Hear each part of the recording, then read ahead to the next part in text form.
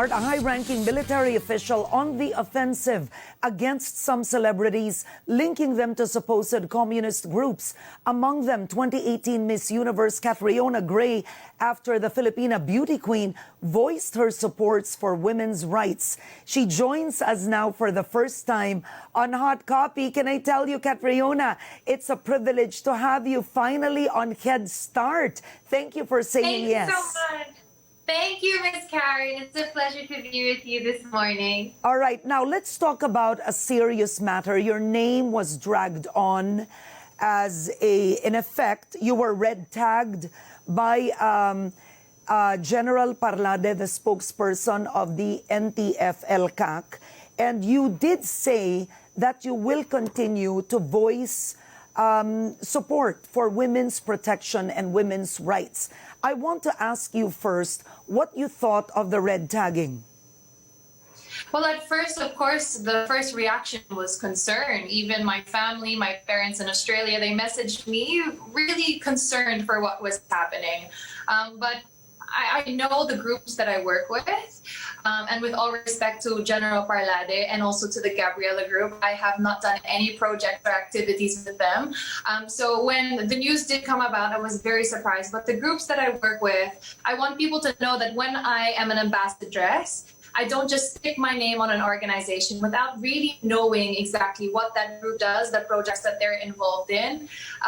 So I knew the truth. The team around me knows the truth. And I feel that what I stand for and that I work towards is really for the benefit of the Filipino people. And so I just continued to work with my groups. And I am also really thankful that they really showed support to me.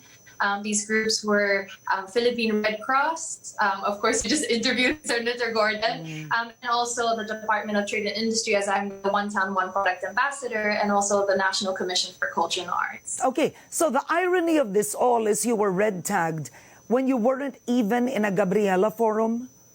Yes, po. So I guess the takeaway po would be that I really wish people would take care. No matter if you're a government official, a public servant in the entertainment industry, or whatever work you may find yourself in, it is very important in this age of misinformation to really be careful of the information you take as truth, and also to really research and fact check before making public statements. Yeah. I'm curious if a General Parlade has reached out to you and apologized for red tagging you, and in effect, I mean, technically speaking, red tagging just for participating in a Gabriela forum is a whole other discussion I've had with him.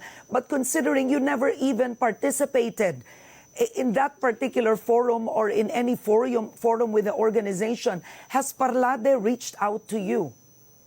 Yes, just last night po, General Parlade reached out personally to my team and also to myself to personally apologize for dragging my name into this issue.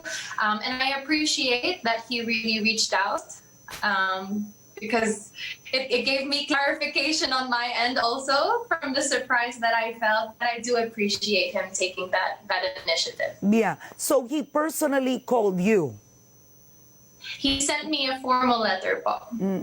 All right. Now, after that formal letter of apology, I'm curious now, does this mean that you will heed his advice? He gave an advice to Liza saying that, in effect, I was just warning you, I wasn't threatening, don't align yourself with an organization like Gabriela. Are you the kind, Catriona, that you're going to heed that advice? I think it's always good to listen to advice.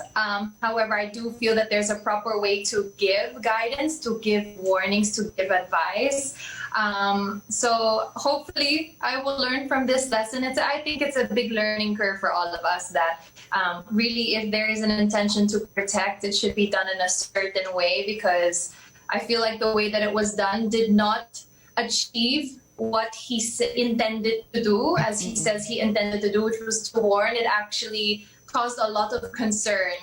So I hope that going forward, if there were any warnings to give or advice to give, it would be done in the proper means, which I feel is to contact directly to the group or the individual to let your concerns be known in that way. So is it right to say, Catriona, you don't agree with what he's done of naming Liza Soberano, Angel Locsin, just naming them out there without even first trying to talk to them privately? I feel like it would have been better if it would have been contacted to their camps or their individual persons, because as we can see the way that it all unfolded, and he says his intention was to warn, however, it raised a lot of concern within the community.